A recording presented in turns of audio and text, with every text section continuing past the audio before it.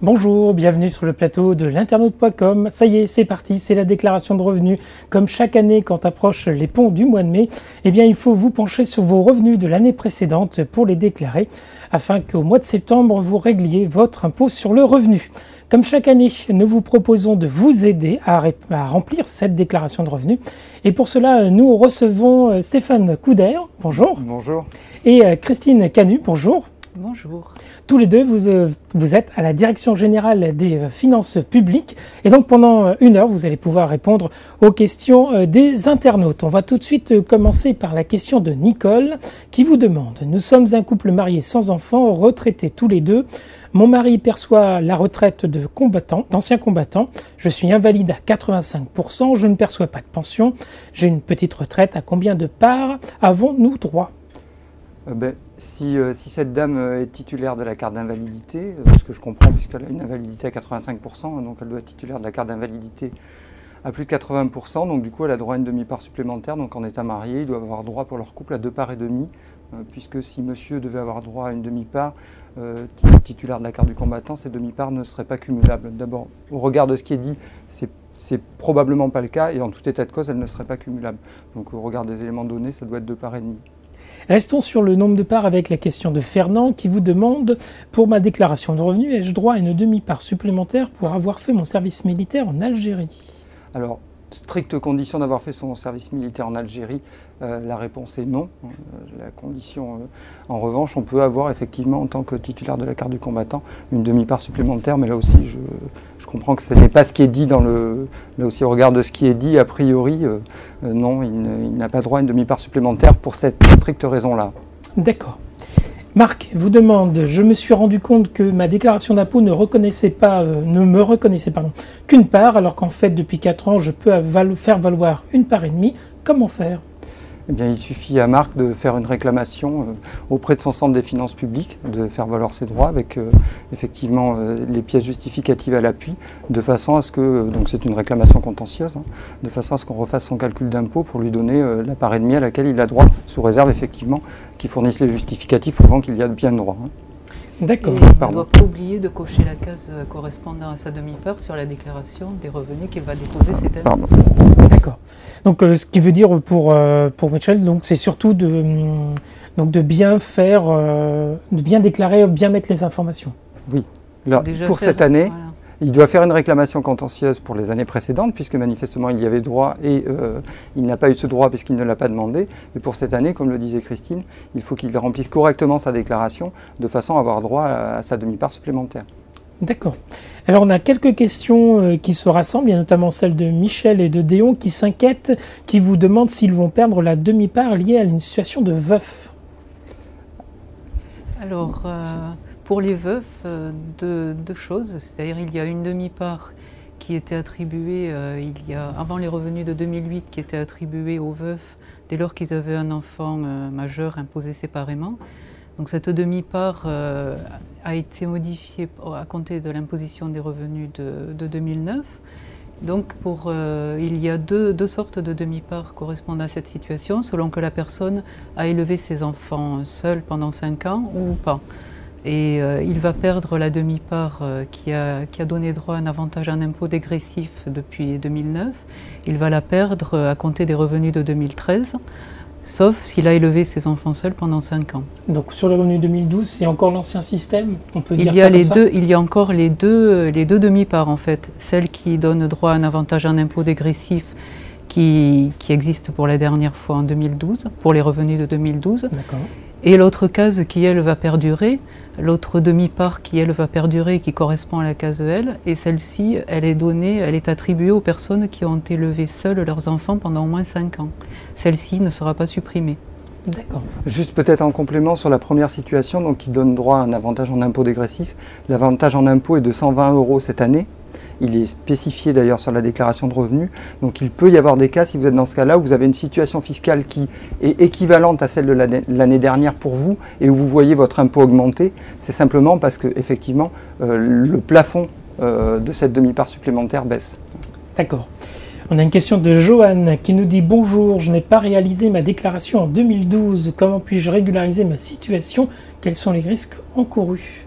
eh bien, il faut qu'il dépose une déclaration auprès de son centre des finances publiques au titre de l'année 2012. Donc je comprends en 2012 au titre de ses revenus de l'année 2011, j'imagine. Oui. Je vais le dire comme ça, puisque là il a encore un peu de temps en tout cas pour ses considère qu'il est en irrégularité. Pour ses revenus 2012, et ensuite les pénalités encourues sont des pénalités proportionnelles de 10% plus un intérêt de retard, sous réserve qu'il y ait des droits, puisque voilà, c'est proportionnel au droit. Donc s'il est non imposable, par définition, ces pénalités, 10% de zéro, ça fera toujours zéro. Et par contre, s'il est imposable, effectivement, ça sera à raison de 10% plus l'intérêt de retard qui s'y ajoutera. Donc en fait, il faut qu'il aille très très vite. Pas qu'il tarde. Oui, évidemment, voilà. Il faut qu'il régularise sa situation sans tarder. Voilà, Johan, profitez peut-être que demain 1er mai est férié de vous atteler à cette déclaration en retard pour vous mettre en ordre et puis en profiter pour faire celle de 2013 sans retard. Oui. On a des questions autour des enfants majeurs. D'abord celle de Thierry. J'ai une fille, 25 ans, qui poursuit ses études à Montpellier. Je dois subvenir pour son logement. Mon épouse et moi-même sommes en invalidité. Que peut-on faire au niveau de la déclaration d'impôt? Alors, pour les enfants majeurs, plusieurs possibilités. Première possibilité, a priori, la fille de ce monsieur avait moins de 25 ans au 1er janvier 2012, je comprends sa question comme ça. Donc dans ce cas-là, à partir du moment où elle a moins de 25 ans au 1er janvier où elle poursuit ses études, il peut la rattacher à son foyer fiscal. Ça veut dire qu'il bénéficiera, selon les cas, soit d'une demi-part, soit d'une part supplémentaire, si c'est au moins la troisième personne à charge. En tout cas, ça viendra augmenter le nombre de parts auxquelles il a droit pour son calcul d'impôt. Si sa fille perçoit des revenus, éventuellement, elle devra les déclarer donc avec la déclaration de ses parents et elle devra faire une demande de rattachement. Deuxième solution, il ne la rattache pas et dans ce cas-là, il peut lui verser une pension alimentaire, il y a bien une obligation alimentaire, et déduire cette pension alimentaire sous réserve de prouver l'état de besoin du bénéficiaire, ce qui est le cas, j'imagine, en tant qu'étudiante, et de prouver également la réalité des versements qui ont été effectués au titre de cette pension alimentaire. Donc après, faire le calcul et avoir effectivement, là, comme ça, on ne peut pas lui dire quelle est la situation la plus intéressante, mais en tout état de cause, dans ce cas-là, il y a ces deux possibilités. D'accord. Et le fait d'être en invalidité ne crée pas de droits supplémentaires? Non, pas par rapport à cette situation-là. Ça peut créer pour lui une demi-part supplémentaire s'il est titulaire de la carte d'invalidité, mais le fait qu'il soit invalide ne crée pas de droits supplémentaires par rapport au fait qu'il entretient ou qui donne des subsides à sa fille qui est étudiante. D'accord. Jean-Paul, est-il exact que les rémunérations que perçoivent les jeunes pendant leur congé d'été sont exonérées d'impôts? Si oui, dans quelles limites? Oui, c'est bien ça. Les rémunérations que perçoivent les jeunes étudiants pendant leur congé d'été ou pendant leurs études d'ailleurs sont exonérées à hauteur de 4 000 et quelques euros. Je ne connais pas le chiffre exact par cœur. Alors, et c'est aussi valable, en fait, même pas seulement dans les congés d'été, c'est tout au long de l'année. Pendant les études également. Voilà. L'exonération est à hauteur de 3 fois le montant du SMIC mensuel, donc 4 236 euros en 2012. C'est une option, ils peuvent opter pour cette exonération ou bien choisir de déclarer leurs revenus qui peuvent éventuellement leur donner droit à la PPE. Si le montant est suffisant. La PPE, prime pour l'emploi. Prime pour l'emploi, oui, c'est une somme qui leur sera versée s'ils remplissent les conditions requises. D'accord. Philippe, si l'enfant travaille l'été, est-ce que l'on perd le bénéfice de la réduction de 183 euros liée au statut d'étudiant? Et dans quelle proportion? Et est-ce qu'il y a un nombre d'heures ou montant qui ferait tomber cette aide, ou les deux peuvent se cumuler? Non, si votre enfant travaille l'été, qu'il est rattaché en tant que majeur, par contre, sous réserve des conditions que donnait tout à l'heure Christine, il faudra déclarer ses revenus éventuellement. En tout état de cause, il n'y a pas de lien entre le fait de l'avoir à sa charge, le fait qu'il soit étudiant et le fait de perdre cet avantage-là. Et le fait qu'il travaille l'été et le fait de perdre cet avantage-là, pardon. D'accord, ce qu'on peut dire à Philippe, c'est que son enfant, s'il travaille, il peut toujours avoir le bénéfice de la réduction de 183 euros à la condition que son enfant reste étudiant. Voilà, exactement. Voilà. Mais s'il travaille, c'est un autre cas qui n'annule pas cette Voilà, non, il n'y a pas de corrélation entre les deux. D'accord. Jean-Louis vous demande, est-ce qu'il faut joindre les justificatifs, vous le disiez, quand on apporte une aide justement à un enfant, et est-ce qu'il faut justifier aussi, apporter justificatif éventuellement des rémunérations que cet enfant pourrait toucher? Alors il y a une nouveauté importante cette année, puisque jusqu'à maintenant on n'avait pas besoin d'apporter des pièces justificatives pour les télédéclarants, et à partir de cette année, les contribuables n'ont pas à joindre les pièces justificatives à leur déclaration de revenus papier. papier. Alors on entend par pièces justificatives des pièces qui sont établies par les tiers, c'est-à-dire notamment tout ce qui est reçu de dons, feuilles de salaire, etc., qui auraient pu être produites. À partir du moment où c'est produit par des tiers, ça n'a pas à être joint. À partir du moment où la pièce n'est qu'un complément à la déclaration de revenus elle-même, par exemple la liste détaillée des frais réels, où là c'est juste que vous n'avez éventuellement pas la place pour mettre tous vos frais réels, à ce moment-là vous pouvez continuer à joindre ce qu'on appelle une pièce jointe. Mais en tout état de cause, les pièces justificatives en tant que telles, qui n'étaient déjà plus à joindre à la télédéclaration, ne le sont évidemment toujours pas,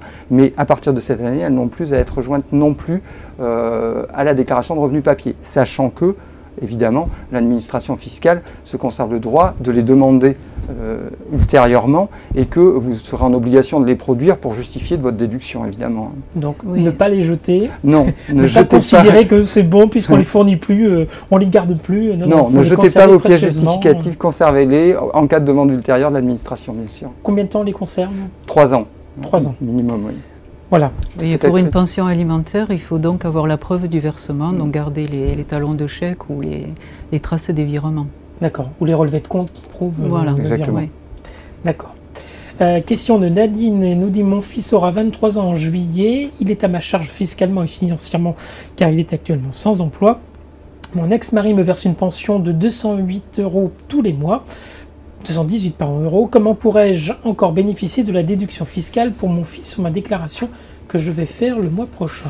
Alors, je comprends de ce que dit cette dame que son fils n'est plus étudiant, donc il a 23 ans, donc elle ne peut pas le rattacher, puisqu'il ne remplit plus les conditions d'âge pour être rattaché. Donc, ce qu'elle peut faire, si on retombe sur la situation qu'on décrivait tout à l'heure, donc à partir du moment où son enfant est en état de besoin, et qu'elle est en mesure de lui verser, elle, des subsides, à ce moment-là, elle peut déduire les sommes qu'elle lui verse au titre d'une pension alimentaire. S'il vit chez elle, elle peut également déduire d'ailleurs une pension alimentaire forfaitaire sans justificatif qui équivaut à l'avantage en nature, entre guillemets, qui est donné par le biais du logement et de la nourriture. Et ensuite, si son enfant il dépose sa déclaration à part, ce qui sera le cas, en revanche, lui doit déclarer le montant de la pension alimentaire versée, donc déduite par la partie versante. Les pensions versées à un enfant majeur sont quand même limitées à 5 698 €. D'accord. Et alors, on a une question de Françoise qui nous dit, donc elle va déclarer son fils et ses revenus sur sa déclaration. Elle demande est-ce qu'elle peut déduire des frais d'hébergement. Donc là, je comprends qu'elle le rattache sur sa déclaration. Donc l'avantage fiscal, il est pris en nombre de parts, donc elle ne déduit pas en plus des frais d'hébergement. On ne peut pas cumuler. Non, on ne cumule pas une pension alimentaire et un rattachement. Quand un enfant est rattachable, soit l'avantage fiscal, c'est en nombre de parts par le biais du rattachement, soit, sous réserve que les conditions sont remplies, c'est par le biais de la déduction d'une pension alimentaire. D'accord. Question de Dominique. Bonjour, quel est le domicile fiscal d'une personne en maison de retraite? Alors, le domicile fiscal d'une personne qui est en maison de retraite, en règle générale, c'est l'endroit où elle réside. Donc, a priori, ça va être l'endroit de la maison de retraite. Ceci dit, ce n'est pas fixé en tant que tel. C'est-à-dire que si, éventuellement, cette personne-là a gardé un domicile en dehors de sa maison de retraite, elle peut tout à fait, à ma connaissance, déposer sa déclaration en mettant comme adresse l'adresse de ce domicile, qui est bien également son domicile. Donc, on peut avoir les deux cas. Oui, elle peut conserver. Mais il ne faut pas que ce domicile, qui n'est pas donc la maison de retraite, soit occupé par quelqu'un d'autre, en revanche. Ah non, il faut bien que ce soit... Il faut un logement vide. Voilà, pour que ce soit... Il ne faut pas que ce soit un logement qu'elle loue, par exemple, parce qu'à ce moment-là, on est dans une autre... C'est plus son domicile. Il faut qu'elle en ait la disposition, qu'elle puisse en avoir. Donc, pour répondre à Dominique, a priori, ça peut être l'ancien, enfin, le domicile avant que la personne soit dans les maisons de retraite, à la condition que ce logement soit resté vide. Qu'elle en ait la disposition, parce que vide, on a l'impression qu'elle en ait gardé la disposition, effectivement, et que ce ne soit pas un logement loué, forcément. Et si c'est pas tout autre occupé cas, à titre gratuit par quelqu'un d'autre. D'accord. Et tout autre cas, c'est l'adresse de la maison de retraite qu'il faut indiquer. Voilà, on peut choisir l'adresse de la maison de retraite si la personne n'a plus son domicile. Ce qui peut avoir des incidences sur la réception du formulaire qu'on reçoit chaque année. Il faut que la personne puisse se faire rapatrier son courrier pour pouvoir bénéficier et accéder aux informations que vous lui envoyez. Ce qui va se passer, c'est qu'on va avoir de toute façon ce qu'on appelle une adresse fiscale de taxation, qui d'ailleurs sera prise également éventuellement pour le calcul de la taxe d'habitation, qui sera l'adresse qui nous sera donnée sur la déclaration de revenus.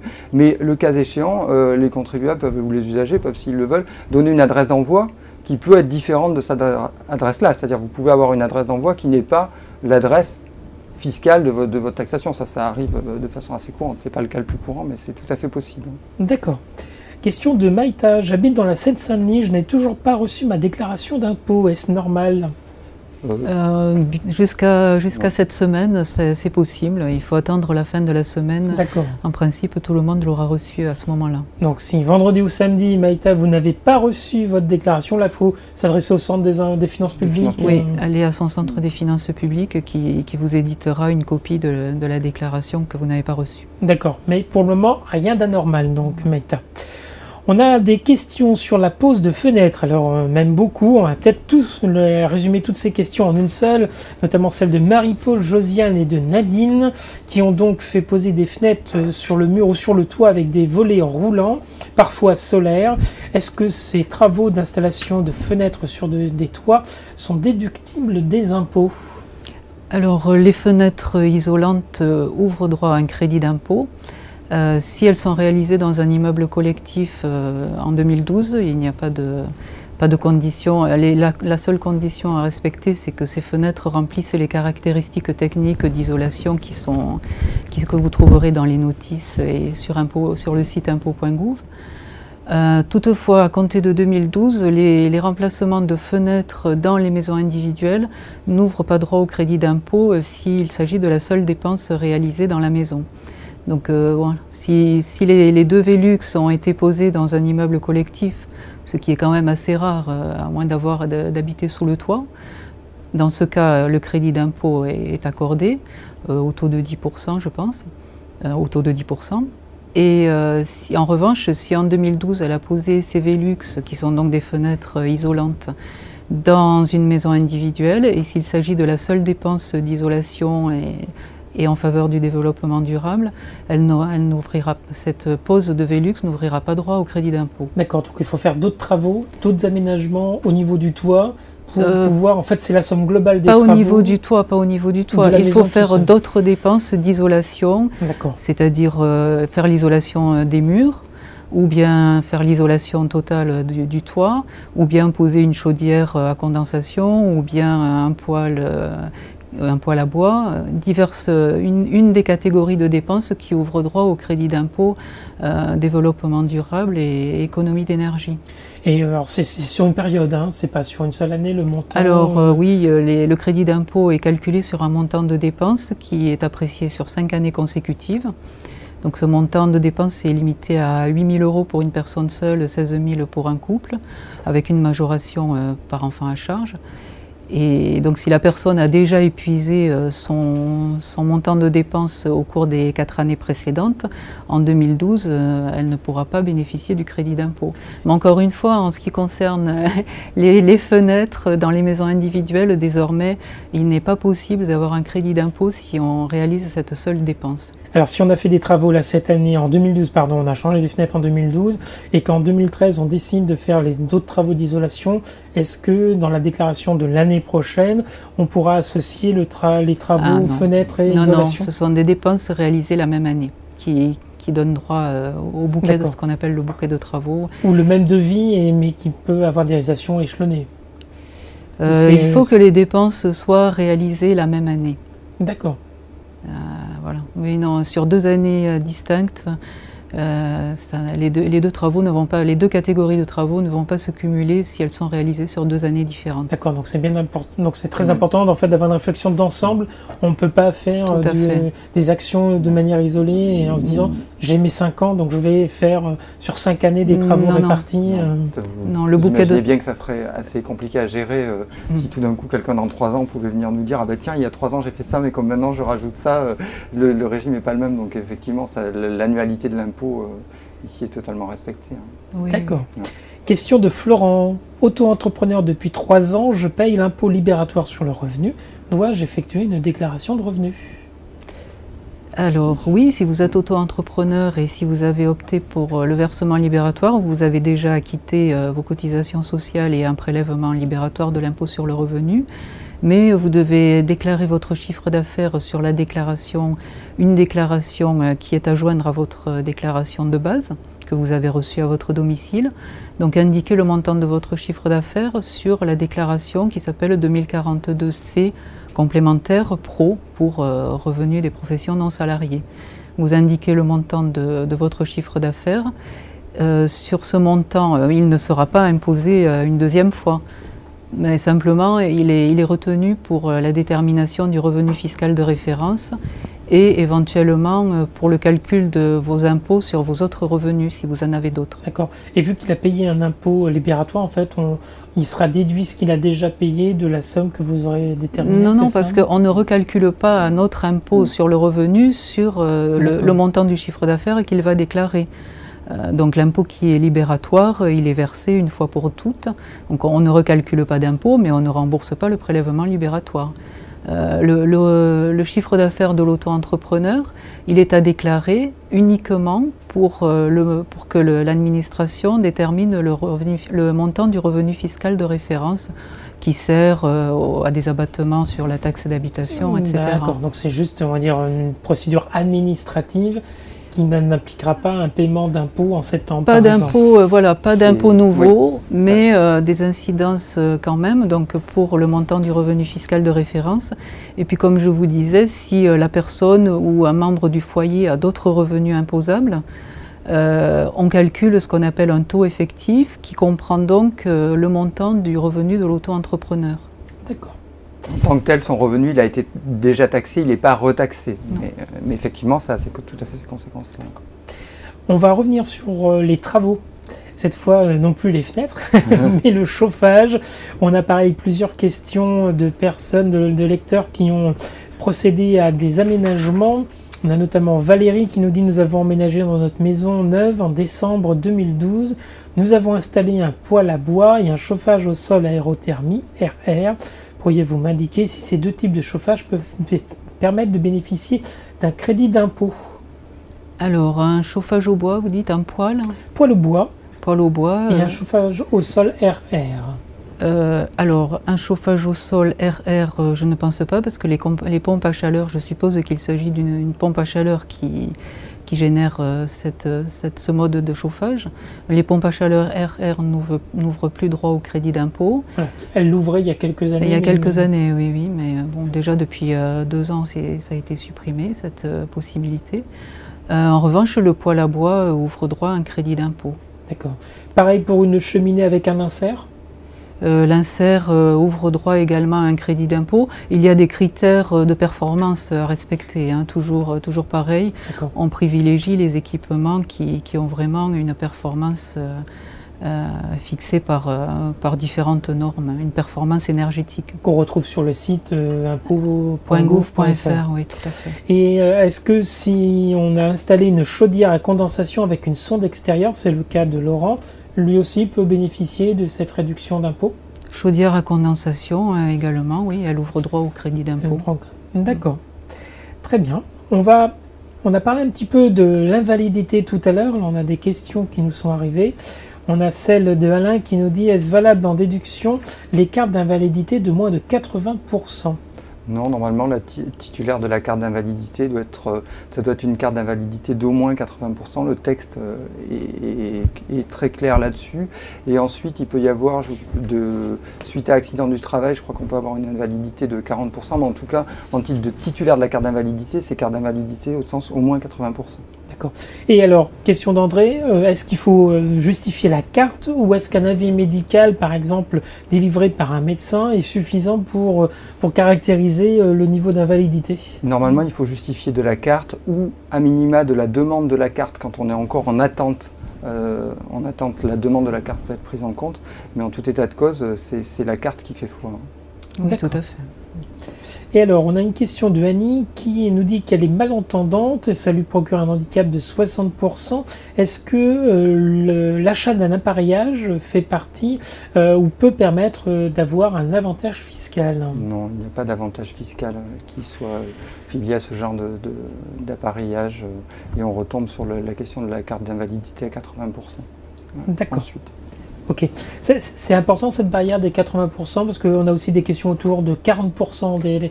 Des internautes nous demandent s'il y a des choses quand on a une invalidité à 40%. Alors, c'est les invalidités suite à accident du travail, voilà.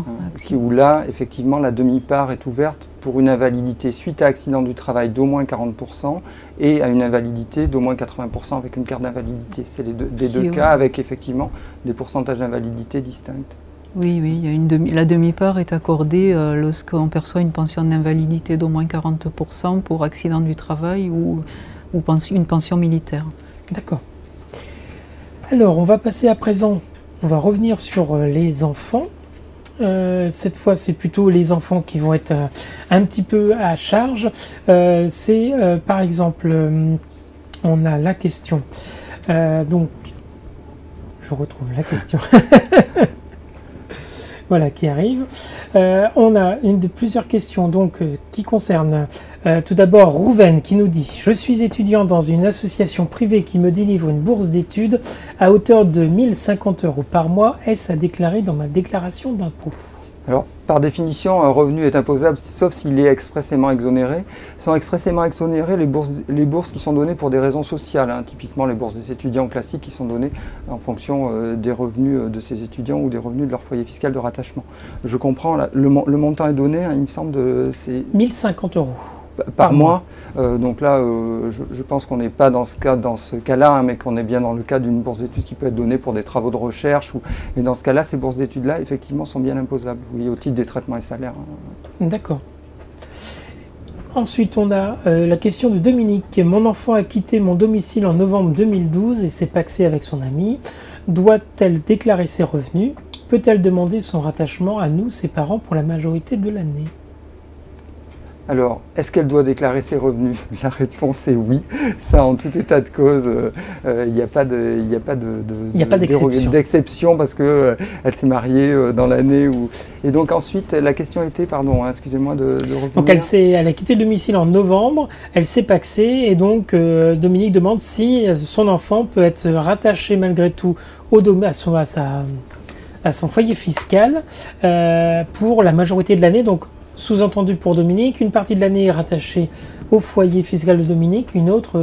Alors, on va peut-être compléter, on va peut-être faire à deux voix, mais juste là, ce qui va se passer, c'est qu'a priori, si elle est dans le cas général, elle va faire une déclaration commune pour les revenus au titre de l'année de son mariage ou de son PAX, hein, de son PAX, pardon, puisque c'est le cas classique. Donc, si elle est dans ce cas-là, me semble-t-il, elle ne va pas pouvoir à la fois faire une déclaration commune et demander le rattachement, quand bien même. Non, c'est une seule déclaration. Une seule position pour toute l'année, voilà. C'est-à-dire soit le jeune couple se rattache au foyer fiscal pour l'année entière, soit il déclare à titre personnel pour l'année entière. Il déclare séparément pour l'année entière. D'accord. Donc si ils peuvent se rattacher au foyer des parents si l'un des deux remplit la condition d'âge. Voilà, s'il y en a un des deux qui a moins de 25 ans étudiant ou moins de 21 ans sans autre condition. D'accord, donc c'est vrai que Dominique ne nous a pas précisé l'âge de son enfant. Donc Dominique, voilà, vérifiez l'âge et donc si 25 ans avant vous pouvez rattacher sous condition et après il faut qu'elle fasse sa déclaration. Voilà. Mais en tout état de cause, c'est l'un ou l'autre. Hein. Elle peut pas. Voilà. Et si les jeunes pacsés se rattachent au foyer des parents, ils n'ouvrent pas droit à une demi-part ou à un supplément de demi-part. Il y aura un abattement sur le revenu imposable des parents. D'accord. Pour personne à charge, c'est ça? Pour personnes rattachées, mariées ou pacsées. D'accord. Et à partir du moment où ils sont rattachés, ils doivent déclarer leurs revenus. C'est toujours le même raisonnement. Hein. À partir du moment où ils sont rattachés, les revenus potentiels qu'ils ont touchés au titre de cette année-là sont à déclarer sur la déclaration du foyer fiscal de rattachement. D'accord. Voilà. On a une question de Jean-Claude qui aide un étudiant qui n'est pas son fils. Est-ce qu'il peut bénéficier d'une déduction? Il verse, il nous dit, 1 600 € chaque mois. Non, à ma connaissance, là, enfin, c'est pas. Soit il y a une obligation alimentaire, auquel cas on peut déduire une pension alimentaire, c'est le cas pour les enfants, voire pour les petits-enfants, si les parents ne peuvent pas subvenir aux besoins des enfants. Mais là, on est dans un cas où il n'y a pas d'obligation alimentaire, il n'y a pas de rattachement possible, donc ce qui est versé n'est pas déductible fiscalement. Oui, parce qu'il n'y a aucune contrainte particulière, c'est juste de la solidarité, mais qui n'entraîne pas... C'est pas lié, c'est pas un versement qui est lié à une obligation alimentaire, donc quelque chose qui vous est, entre guillemets, imposé. Donc Jean-Claude, voilà, vous ne pouvez pas intégrer ces charges dans votre déclaration. Question de Marguerite. J'aide ma petite fille pour ses études, habillement, téléphone, argent de poche, transport. Elle touche le RSA, une aide au logement. Je dois l'aider car elle n'y arrive plus. Quelle somme dois-je déclarer aux impôts pour ne pas les pénaliser pour leurs aides? Alors là, en revanche, la situation pour les petits-enfants, c'est ce qu'on disait pour la question précédente, hein, le fait de pouvoir déduire une pension alimentaire pour un petit enfant est lié au fait que le parent lui-même n'est pas en mesure de subvenir aux besoins de cet enfant, puisque l'obligation alimentaire, elle est d'abord vis-à-vis du parent, et si le parent ne peut pas, à ce moment-là, elle peut effectivement se répercuter sur le grand-parent. Donc là, il faudrait voir la situation des parents. Après, on est toujours dans la même situation, c'est-à-dire une pension alimentaire, elle est déductible à partir du moment où il y a un état de besoin de celui qui perçoit.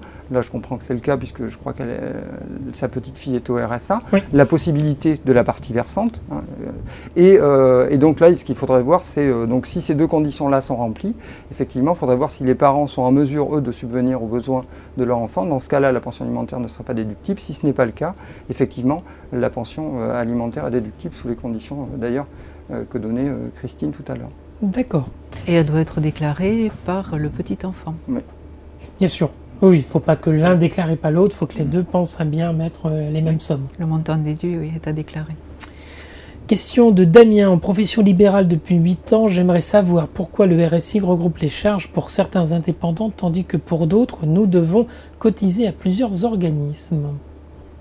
En ce qui concerne le régime social des indépendants, la réponse, nous ne l'avons pas. D'accord. Ça ne fait pas partie de la déclaration de revenus. Je ne sais pas comment sont calculées les cotisations sociales. Désolée. D'accord. Non, pas de souci. En tout cas, Damien, voilà, vous n'êtes pas concerné par la déclaration. Demandez à l'URSSAF comment sont calculées. Oui, auprès de l'organisme. D'accord. On a des questions autour du travail à domicile. On a plusieurs questions d'abord qui demandent dans quelle case doit-on indiquer que l'on a bénéficié, on a payé une prestation d'assistance à la personne. Alors, une prestation d'assistance à la personne qui est réalisée au domicile de cette personne. Oui. Donc, elle peut ouvrir droit au crédit d'impôt ou à la réduction d'impôt s'agissant d'une personne retraitée. Au titre de l'emploi d'un salarié à domicile. Donc vous avez deux cases sur la déclaration de base. Les deux cases se trouvent à la dernière page. Donc si vous êtes retraité, ce que j'imagine, vous devez remplir la case 7DF. D'accord. Et dans les autres cas? Et si vous êtes en activité salarié, vous avez droit dans ce cas à un crédit d'impôt. Et donc le crédit d'impôt vous sera remboursé si vous n'avez pas d'impôt sur le revenu à payer. Et donc dans ce cas, vous remplissez la case 7DB, mais je suppose assistance à la personne, j'imagine que c'est plutôt une personne âgée. Alors en fait, dans les questions, on a deux types de questions. Il y a effectivement des appels à aide ménagère. Donc là, on entre effectivement pour des personnes âgées. Donc là, on est dans le cadre d'une personne âgée, mais on a aussi de l'assistance informatique à domicile. Voilà, alors donc l'assistance informatique à domicile, si c'est une personne retraitée qui l'a demandé, c'est donc dans la même case, 7DF. En revanche, si c'est une personne qui a une activité professionnelle, c'est dans la case 7DB qui ouvre droit donc au crédit d'impôt. Toutefois, en ce qui concerne l'assistance informatique à domicile, il y a une limite spécifique. Les dépenses sont retenues dans une limite spécifique. Qui est inférieur. Juste une petite précision qui est un peu sur ce point-là, c'est que dans la télédéclaration, l'an dernier, on préaffichait les sommes versées au moyen de la page employeur et à partir de cette année, et uniquement dans la télédéclaration, on préaffiche les sommes qui sont versées au titre du CESU employeur. Ce qui permet aux télédéclarants que ce soit plus facile pour eux, donc on le préaffiche. Après, à eux de voir si effectivement c'est une réduction d'impôt ou c'est un crédit d'impôt, hein, comme l'a expliqué Christine, c'est pour ça d'ailleurs que c'est préaffiché. Mais cette donnée-là donc permet aux télédéclarants de déclarer plus facilement les sommes qui sont versées par ce moyen-là. Et donc, faut pas du tout s'inquiéter qu'éventuellement ce soit dans la mauvaise case. En fait, ça n'est pas dans une case, c'est-à-dire on vous précise quelle est la somme que vous avez versée au moyen d'un CESU employeur, les salariés, et à vous de le reporter dans la bonne case, justement, la case en fonction notamment si vous avez une activité salariée ou pas, donc si c'est une réduction d'impôt ou un crédit d'impôt. D'accord. Peut-être que si vous voulez donner la limite. La limite pour l'assistance Internet à domicile, c'est 1 000 € par an. D'accord. Alors que pour l'emploi d'un salarié à domicile de façon globale, c'est 12 000 € par an, majoré par personne à charge. D'accord. Alors on a une question de Claudine qu'on va peut-être généraliser. Elle nous dit: ma fille prend des cours de soutien que je paye 16 € de l'heure. J'ai une facture, est-ce que je peux le déclarer?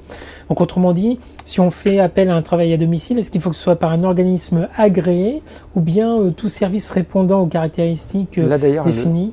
Oui, pardon, excusez-moi. Là, d'ailleurs, elle ne le précise pas. C'est une des conditions qu'il faudrait préciser, puisqu'elle dit qu'elle paye 16 €, mais on ne sait pas du tout si c'est du travail à domicile ou pas. Parce que la condition pour bénéficier du crédit d'impôt ou de la réduction d'impôt éventuellement, c'est que ce soit bien du travail à domicile. Donc là, il faudrait voir si c'est bien effectivement du travail à domicile. Si c'est du travail à domicile, les cours de soutien rentrent bien dans les activités éligibles. Disons-le comme ça, sous réserve du plafond global. Et ensuite, il faut effectivement avoir la preuve de la réalité du versement, des prestations sociales correspondantes, enfin des charges sociales correspondantes plutôt.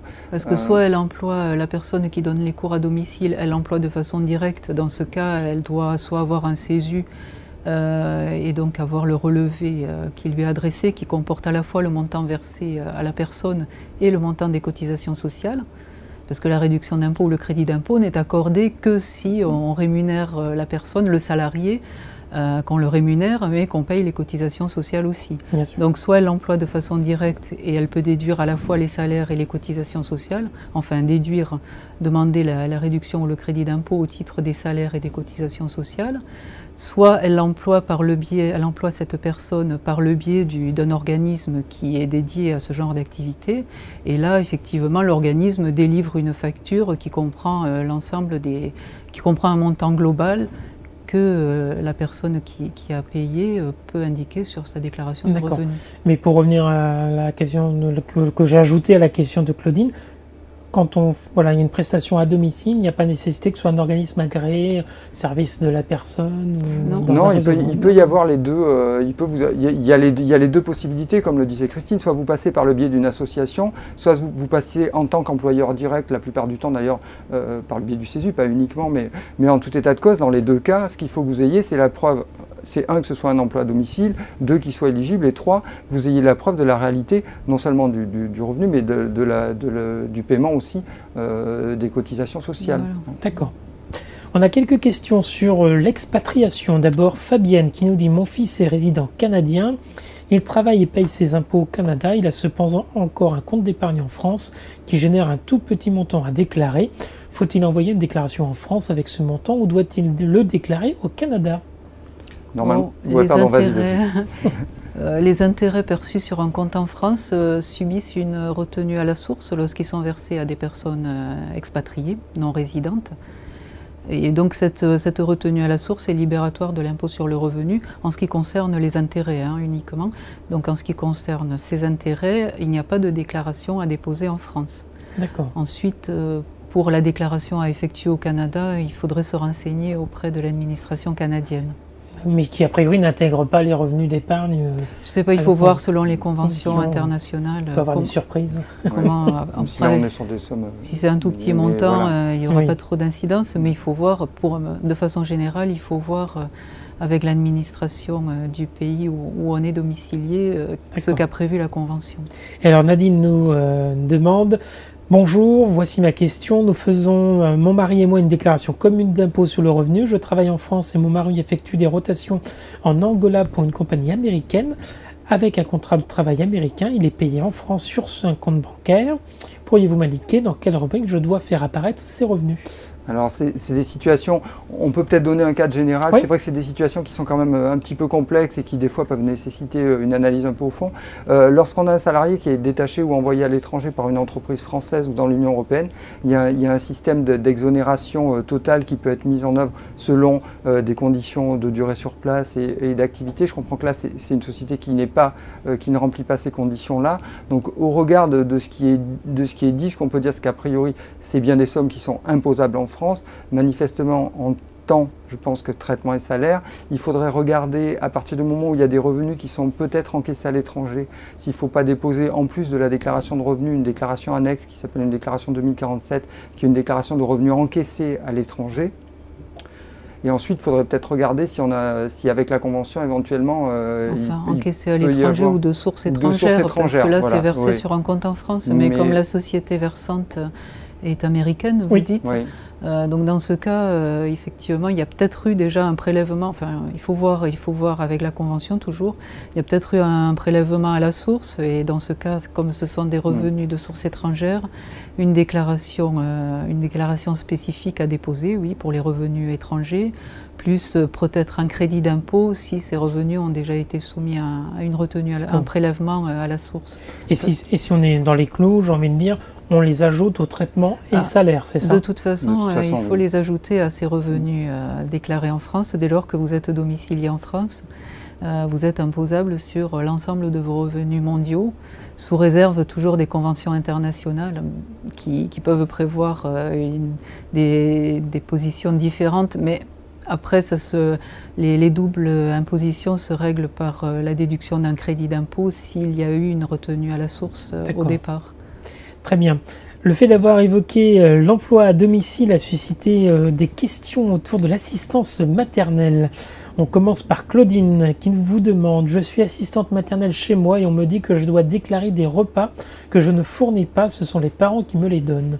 Apparemment, cela serait un avantage en nature. » Alors, les assistantes maternelles ont un régime très particulier, très spécifique. Je comprends le nombre de questions qui nous arrivent. Avec des montants qui sont revus chaque année et qui nous génèrent...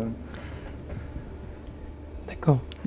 Peut-être rappeler, alors justement, en fait ça va dépendre du lieu de travail, c'est ça? C'est si c'est à son domicile ou si elle se déplace chez les personnes? Là, je pense que ce sont les assistantes maternelles qui posent ces questions-là, ce sont des assistantes maternelles à domicile. Et donc elles peuvent bénéficier d'un régime, un calcul spécifique de leur montant à déclarer. Elles déclarent des salaires, mais soit elles déclarent la totalité des sommes qui leur sont versées, soit elles peuvent bénéficier d'un mode de calcul spécifique et avantageux en général. Donc il s'agit de la différence entre les rémunérations et les indemnités perçues pour l'entretien et l'hébergement des enfants. Et donc dans ces indemnités, effectivement, il y a les indemnités de nourriture, de déplacement, et la prestation en nature qui consiste en la fourniture du repas par l'employeur. Dès lors que l'assistante maternelle est dans sa mission, elle doit nourrir l'enfant. Si c'est le parent qui fournit le repas lui-même, qui apporte le repas le matin, lorsque l'assistante maternelle effectue son calcul de montant à déclarer selon les modalités spécifiques, elle doit effectivement inclure dans le premier terme de la différence, elle doit inclure la fourniture du repas par l'assistante, par les parents. D'accord. Alors et ensuite, c'est un peu compliqué de déterminer la valeur du repas apporté. Comment on peut faire dans ces cas-là? Non, il y a une base, un montant forfaitaire. D'accord. Comme on retrouve également sur le site, qu'on doit pouvoir trouver sur info.gouv, qui est de 4,45 € par jour, qui est également dans l'instruction. Hein, donc très clairement, c'est un peu comme pour la déduction des frais réels. Il y a des cas où voilà, vous avez la valeur d'un repas à domicile, etc. Donc là, c'est pareil. Il y a un barème sur la valeur du repas. Je pense qu'il est par jour, il est de 4,45 €, quel que soit le nombre de repas fournis. D'accord. Alors justement, on a Caramiel qui vous demande est-ce qu'elle a intérêt à calculer sa déduction fiscale de 3 heures de SMIC par jour ou plutôt de faire une déclaration au réel? Une assistante maternelle? Oui. Il faut qu'elle fasse les deux calculs. En principe, dans la plupart des cas, il est plus intéressant de procéder par la méthode spécifique aux assistantes maternelles. C'est-à-dire une déduction forfaitaire de 3 heures, c'est ça? Voilà, 3 fois le SMIC horaire, oui. Donc c'est parce que dans ce que je vous expliquais auparavant, là, donc ça c'était le premier terme de la différence dont on a parlé, et le deuxième c'est 3 fois le SMIC horaire dans le cas général. Cependant, après, il faut faire le calcul parce que si l'assistante maternelle déclare la totalité des rémunérations qu'elle perçoit, elle peut éventuellement avoir droit à la prime pour l'emploi. Et donc, il faut qu'elle fasse les deux calculs pour voir lequel est le plus avantageux. Souvent, c'est quand même la méthode spécifique qui est la plus avantageuse. Très bien. Alors, puisque l'on est avec les enfants, on y revient, avec toujours autour de l'assistance maternelle. Cette fois-ci, c'est Sandra. J'engage une nourrice agréée pour mon enfant qui a plus de 6 ans. Dans quelle case dois-je mettre le montant à déclarer? Nourrice agréée à pour domicile. Un enfant de plus de 6 ans. Alors, si c'est un emploi, si elle emploie la personne à son domicile, j'imagine, enfin, si elle emploie la personne à son domicile, on retombe dans la réduction d'impôt ou le crédit d'impôt pour emploi d'un salarié à domicile, dont on a parlé tout à l'heure. Donc, si la personne exerce une activité professionnelle, si la personne qui emploie cette assistante maternelle exerce une activité professionnelle, elle déclare les montants versés ligne 7DB, donc emploi d'un salarié à domicile. Si elle a recours à l'assistante maternelle qui garde l'enfant à son propre domicile, si l'assistante maternelle garde l'enfant chez elle, donc là on est dans les sommes qui ouvrent droit à la réduction d'impôt, au crédit d'impôt, pardon, pour frais de garde d'enfants de moins de 6 ans. Oui, mais il a déjà 6 ans, vous dites. Oui, il a plus de 6 ans. Alors, s'il a plus de 6 ans et si l'assistante maternelle le garde à son propre domicile, il n'y a pas d'avantage fiscal. D'accord, donc il n'y a rien à déclarer, Sandra. Voilà. Question d'Elisabeth. Est-il possible de déclarer les frais de scolarité d'un enfant étudiant non rattaché au foyer fiscal? Non, la réduction d'impôt est ouverte pour les personnes à charge rattachées au foyer fiscal. Question de Bruno. Si éventuellement elle voulait dire ça au titre d'une pension alimentaire, dans le sens je lui paye ses frais de scolarité et je le déduis en titre de pension alimentaire, mais sinon sur la réduction d'impôt, je ne sais pas, la question étant... Mais sur la les frais de scolarité, c'est effectivement la réponse à celle-ci. D'accord. Mais si les frais de scolarité étaient une équivalence de pension alimentaire... Si elle lui verse des sommes qui permettent derrière d'assurer sa scolarité, sa nourriture, etc. Ou si elle paie directement l'école. Voilà, dans ces cas-là, on pourrait retomber effectivement dans des sommes déductibles au titre d'une pension alimentaire. Voilà. Mais si c'est vraiment les frais de scolarité au sens strict... La réduction d'impôt n'est ouverte que pour les personnes... Mais si on prend en charge des frais pour que l'enfant n'assume pas, vu que c'est une forme de pension alimentaire. Et là, sous réserve que l'enfant ne soit pas dans le foyer, il déclare lui-même sa propre déclaration, le montant qui est déduit par les parents et lui imposé chez l'enfant, etc. C'est toujours la même mécanique. Ouais. Question de Bruno. Il a 2 enfants dans un lycée dans le privé. Il se pose la question de savoir est-ce qu'il a le droit à la réduction aux frais de scolarité, bien que ses enfants soient dans un lycée privé. Oui, bien sûr. Il n'y a pas réservé à l'enseignement public ou enseignement privé. Alors Isabelle, elle demande « Bonjour, j'ai déjà l'abattement pour mon fils aîné, puis-je le faire aussi pour mon second fils ?» Alors l'abattement, de quel abattement parle-t-elle? Parce que je pense à un abattement pour personne à charge sans doute, parce qu'elle alors, soit quand vous rattachez votre enfant, soit il a créé un foyer distinct, ce que disait Christine tout à l'heure, par exemple, quand vous avez des enfants qui sont mariés, et là, dans ce cas-là, vous les rattachez, c'est par le biais d'abattement, mais je comprends que ce n'est pas le cas. Soit il est célibataire, et donc quand vous le rattachez, c'est par le biais d'une augmentation du nombre de parts. Donc si c'est de ça dont il est question, c'est-à-dire si effectivement on parle de rattachement au sens augmentation du nombre de parts, après on retombe dans les questions qu'on donnait tout à l'heure, c'est-à-dire soit son deuxième enfant a moins de 21 ans, soit il a moins de 25 ans, il poursuit ses études, et dans ces cas-là, il remplit les conditions de rattachement. Elle peut effectivement le rattacher et lui doit en faire la demande. Et dans ce cas-là, effectivement, elle a un avantage en nombre de parts et elle doit déclarer les revenus éventuels de l'enfant rattaché. Mais c'est pas parce qu'elle a eu un avantage pour le premier fils que ça lui empêche d'avoir un autre avantage. Enfin, les avantages sont personne par personne et on ne dit pas au bout d'un c'est fini. Non, effectivement, si elle rattache un deuxième enfant. Je crois que le fond de la question d'Isabelle, c'était ça. Alors, pardon de ne pas avoir. Oui, il n'y a pas de plafond au-delà d'un enfant. Question de Corinne. J'ai versé à mon fils de 34 ans 600 € par mois pendant 9 mois, ce qui fait la somme de 5 400 €. Son revenu imposable est de 13 000 €. Le mien est de 48 000. Je voudrais savoir si mon fils et moi devons chacun de notre côté déclarer les 5 400 €. Alors, au regard des éléments qui sont donnés, on voit bien qu'on a l'air d'être effectivement dans dans les règles d'une pension alimentaire, c'est-à-dire elle a bien une obligation alimentaire, il s'agit de son fils. Manifestement, son fils a des... Alors, il faudrait regarder quand même exactement par rapport aux revenus, parce c'est-à-dire il faut que l'enfant soit en état de besoin. Donc l'état de besoin, il n'est pas donné, il n'y a pas un chiffre précis, hein, c'est l'état de besoin de l'enfant et les possibilités de celui qui verse par rapport à l'état de besoin de celui qui perçoit. Donc en tout cas, sous réserve de faire une petite analyse là de la notion d'état de besoin. En tout cas, l'obligation alimentaire est bien présente, sous réserve effectivement d'arriver à pouvoir justifier, si on les lui demande, toujours pareil, hein, non pas avec la déclaration, mais il faudrait juste s'assurer ici que la condition d'état de besoin de l'enfant est effectivement bien remplie. Ouais, peut-être se rapprocher, avant de déduire, se rapprocher de son service des impôts, qui a l'ensemble du dossier sous les yeux, qui voit les revenus de l'un et de l'autre, pour savoir, parce que là on est dans une situation un peu à la limite. D'accord. Il y en a Sabine qui vous demande, je voudrais savoir si les frais de centre de loisirs de garde pour un enfant de 8 ans sont à déclarer aux impôts. On en revient comme tout à l'heure. Oui, ce serait pour bénéficier d'une réduction d'impôt, mais non, pour les enfants de plus de 6 ans, il n'y a pas de déduction possible et pas de réduction d'impôt pour les centres aérés. Question de Guy, bonjour, j'ai fait installer un ascenseur pour une personne handicapée. Je verse le paiement 30% à la commande en 2012. La réception a été faite au mois d'avril 2013. Puis-je avoir un crédit d'impôt ou le déclarer? Alors, il faudra voir après sur les conditions de versement. Le fait d'avoir des installations spécifiques pour des personnes handicapées du type ascenseur, baignoire avec des portes latérales, etc., sans autre condition que l'équipement lui-même, hein, peuvent effectivement ouvrir droit à un avantage fiscal.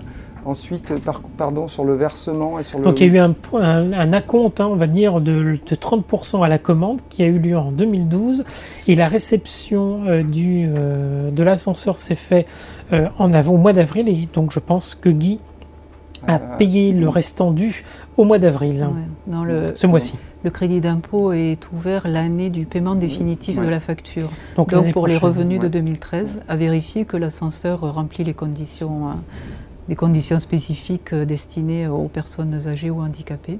D'accord. Voilà. Mais en tout cas, l'année du règlement définitif de la facture. Alors, on a plusieurs questions autour du nombre de déclarations à faire en fonction de différentes situations. Alors, si on ne sait pas que c'est pendant l'année 2012, est-ce qu'il faut faire une déclaration commune, nous demande Sylvie. Alors aujourd'hui, le système, puisqu'il y a eu une réforme qui maintenant date d'il y a 2 ans, donc le principe, c'est que l'année de l'événement, donc au cas particulier l'année du PACS, on dépose une déclaration commune avec la totalité de ses revenus et charges pour la totalité de l'année, ce qui la plupart du temps, et d'ailleurs ce qui fiscalement est le plus intéressant. Ceci dit, et sur option, on peut demander, et uniquement pour l'année de l'événement, donc au cas particulier 2012 et l'année de l'événement, à être imposé séparément, mais là aussi pour la totalité de l'année.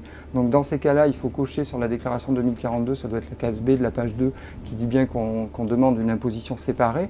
Et dans ces cas-là, donc, il y aura une imposition séparée au titre de toute l'année, donc a priori avec une part chacun, sauf situation particulière où chacun déclarera ses revenus pour l'intégralité de l'année.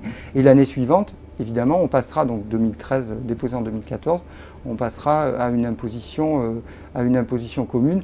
Et j'en profite quand même pour dire que lorsque vous télédéclarez, quand vous faites une déclaration commune, on vous permet, en fait, on vous donne directement votre déclaration commune préimprimée quand vous dites voilà, je me suis marié. Donc vous associez les deux contribuables. On associe les deux contribuables et on vous donne directement la déclaration avec la totalité de vos revenus. C'est quand même un avantage de la télédéclaration par rapport au changement de situation de famille. Et si on divorce? Est-ce que, là c'est la question de Roro, du côté des Bouches-du-Rhône, qui nous dit en instance de divorce, jugement daté d'octobre 2012, faut-il faire des déclarations séparées, une jusqu'au mois d'octobre et une autre à partir du mois d'octobre? Alors c'est le pendant de ce qu'on a vu pour le mariage, hein, c'est-à-dire le but c'était de ne plus avoir ce qu'on a connu il y a quelques années, c'est-à-dire des situations partielles en fonction de la date de l'événement. Donc de la même façon que la règle pour le mariage, c'est je me suis marié, c'est une déclaration commune pour l'ensemble de l'année. La règle pour le divorce, c'est j'ai divorcé cette année-là, donc plus de situation partielle, donc 2 déclarations séparées pour la totalité de l'année. D'accord. On revient sur les assistantes maternelles. On a Caramiel qui revient, parce que c'est vrai qu'il y avait une partie de sa question que j'avais un peu écartée et elle m'en veut un peu. Donc en fait, Caramiel est séparée depuis peu. Et donc, elle se demandait si elle avait le fait de choisir la déduction spécifique aux assistantes maternelles ou alors le régime du réel la pénaliserait au niveau de l'AL. Donc l'allocation logement, je pense. Alors là, en matière d'allocation de logement, moi, je ne connais pas. Hein. Mais le fait d'être séparé n'a pas d'être séparé par rapport à l'avantage d'une assistante maternelle. Il n'y a pas d'incidence entre être séparée et les revenus à déclarer en tant qu'assistante maternelle.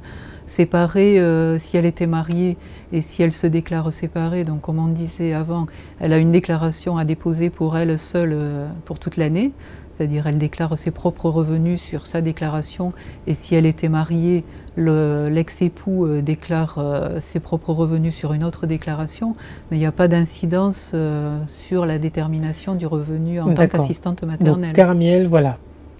Faites vos calculs pour savoir quel est l'un des deux avantages les plus intéressants pour vous. Oui, pour le montant. Mais la situation de séparation n'a pas d'autres liens. Elle peut avoir d'autres conséquences sur d'autres aspects de la déclaration, en nombre de parts, de choses comme ça, mais pas par rapport au statut d'assistante maternelle. Oui.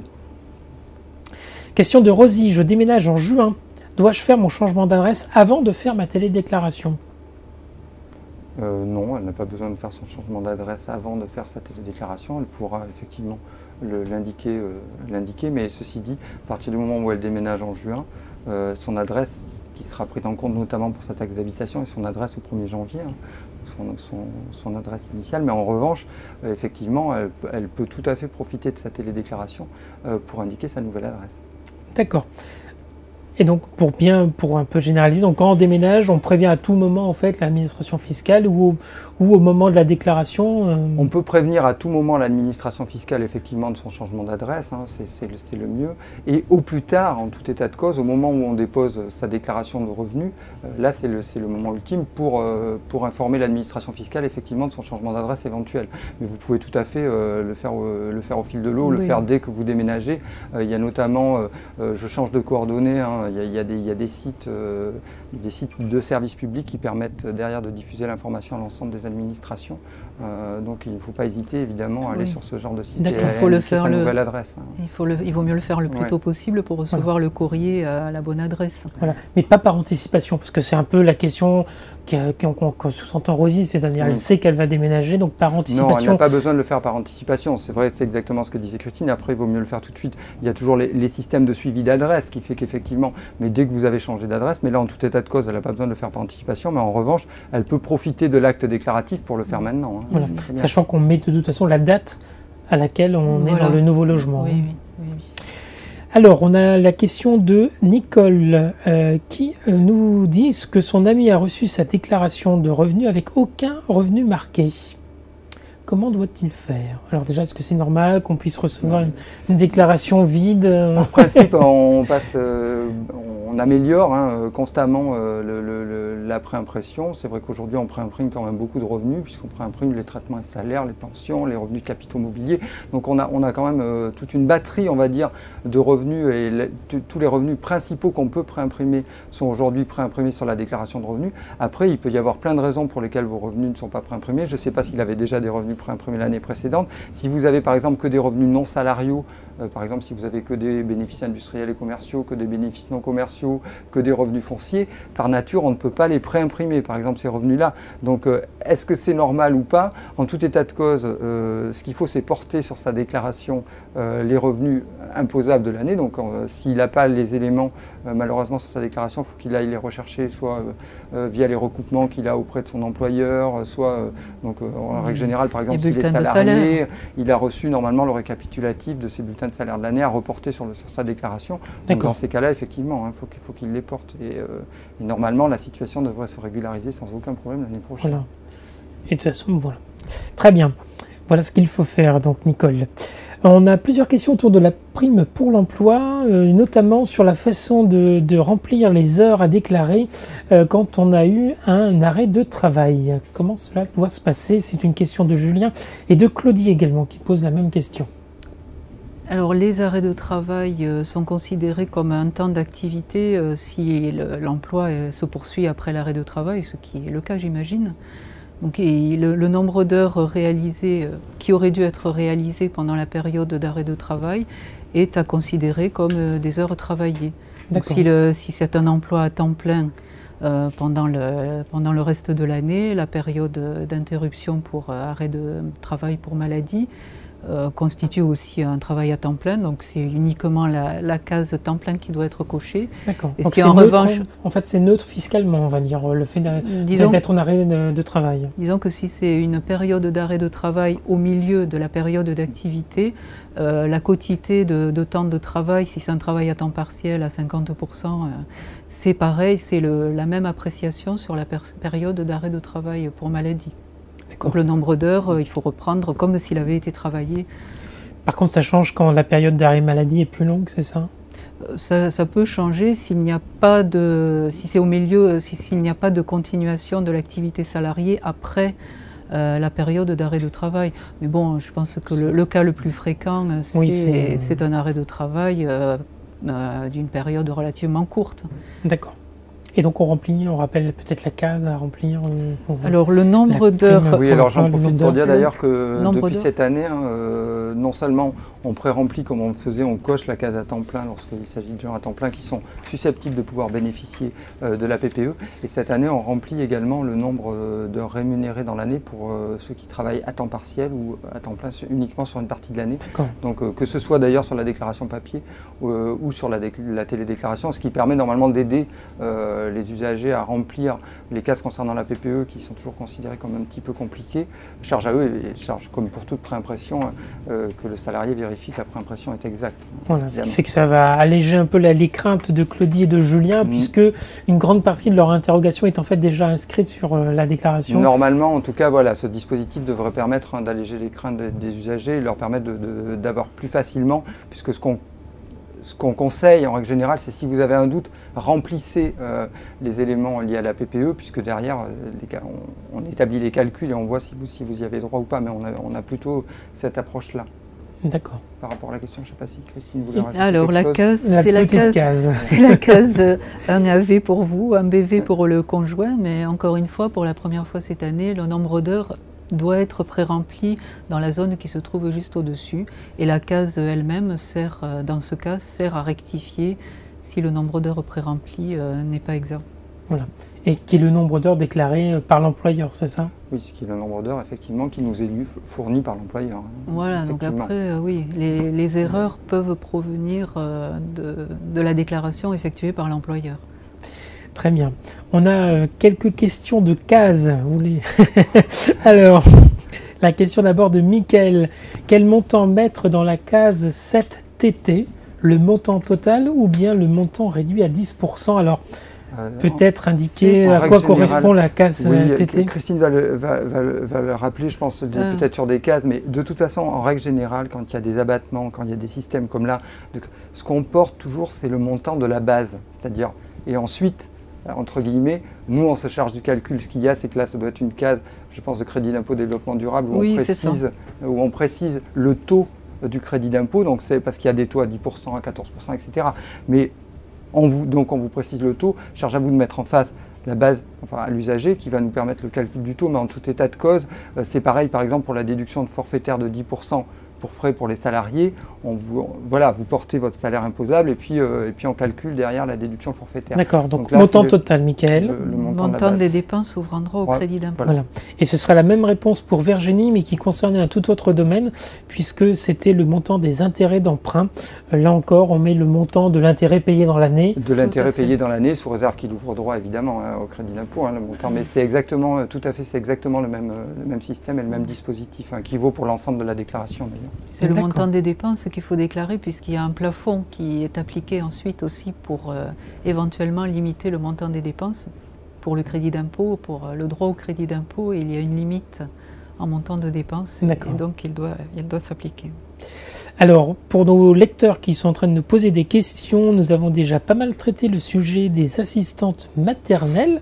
Alors, on n'y reviendra pas, mais vous pourrez retrouver cette vidéo en podcast dans les jours qui viennent et également l'extrait qui concerne tout ce qui est assistante maternelle et vous pourrez ainsi avoir toutes les réponses aux questions que vous vous posez et notamment quel est le forfait, le montant de tout ça et la prise en charge des repas parce que je vois que des nouvelles questions arrivent sur cette thématique notamment. Donc voilà, je fais cette précision. Rendez-vous dans le replay de notre émission pour les réponses par rapport aux assistantes maternelles. On va passer à la question de Philippe. Elle concerne les heures supplémentaires. Il nous demande, bonjour, les heures supplémentaires d'une entreprise de 10 salariés sont-ils exonérées ? Les heures supplémentaires, la législation a changé au cours de l'année 2012, donc les heures supplémentaires sont exonérées en ce qui concerne les heures supplémentaires effectuées jusqu'au 1er août 2012. Elles ne sont plus exonérées depuis cette date. Le nombre de salariés qu'il y a dans l'entreprise n'a pas d'incidence sur ce régime. Donc voilà, le régime a changé là à compter du 1er août, donc exonéré avant et plus exonéré après cette date. Voilà. D'accord. Les heures effectuées avant le 1er août sont exonérées, qu'elles soient payées avant ou après. Et comment on fait la distinction ? Vous avez pu faire la distinction dans les montants que vous avez préinscrits ? L'employeur, oui, bien sûr. L'employeur a déclaré de façon distincte en principe. D'accord. Donc Donc il faut vérifier. Le pré-remplissage est effectué de façon distincte. Une partie en exonérée, une partie en imposable. Très bien. Question de Dominique. On va revenir sur les arrêts de travail, mais pas pour la prime pour l'emploi. C'est savoir, il voudrait savoir, Dominique, comment déclarer ses revenus quand il a été en arrêt de travail.